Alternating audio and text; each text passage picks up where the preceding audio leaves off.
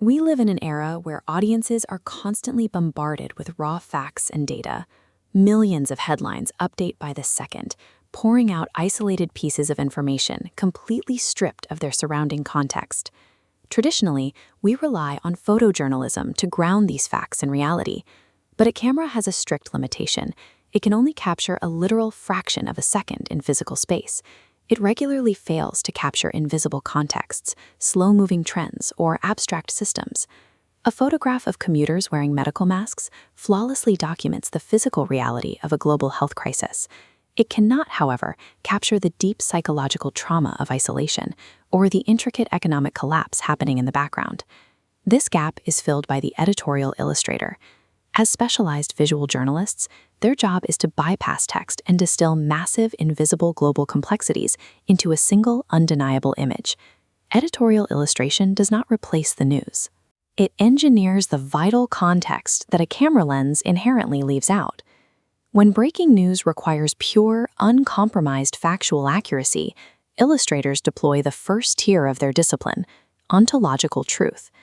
This tier is strictly reserved for subjects that are physically real but exist outside the reach of a camera lens, like the exact morphology of a newly discovered virus or the precise architecture of a distant cosmic event. Look at this 3D model of a microscopic cellular structure. To build this, illustrators rely on hard scientific data, acting as a bridge translating dense peer-reviewed research into public understanding. The primary mandate here is exacting detail. In ontological illustration, there is absolutely no room for subjective interpretation or artistic flair. When reality is too small, too large, or too distant to see, these illustrations serve as the definitive anchor for human comprehension.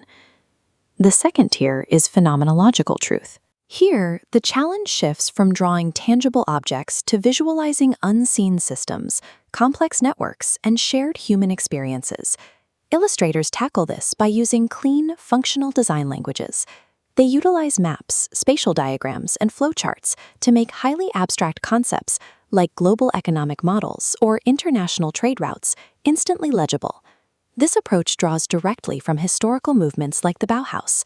Its philosophy of form follows function gave illustrators the structural logic needed to take chaotic, sprawling information and give it shape.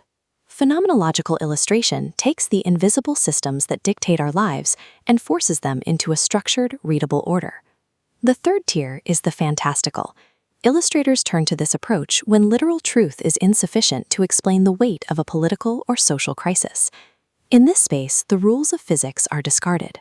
Illustrators intentionally manipulate gravity, alter scale, and juxtapose completely unconnected objects to build powerful visual metaphors. By replacing the spike proteins of a virus with aggressive, pointing human hands, an illustrator can perfectly visualize the highly abstract concept of societal blame.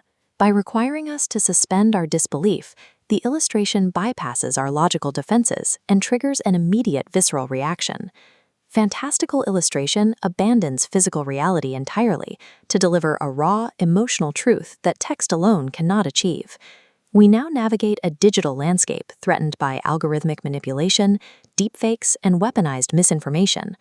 A highly engineered, thoughtfully constructed editorial cover interrupts that noise. It forces a scrolling viewer to stop, pause, and engage in cognitive reflection. Because these synthesized images carry so much dense meaning, they embed themselves deeply in our memory, acting as a permanent visual record of a transient cultural moment. A masterful editorial illustration serves as a vital defense mechanism against digital information overload. The sheer effectiveness of these images gives them immense power, carrying a heavy burden of responsibility for both the illustrator and the publisher. These visual metaphors frequently leap off the page. They are adopted directly by the public to mobilize global protests, subvert authority, and bypass state censorship.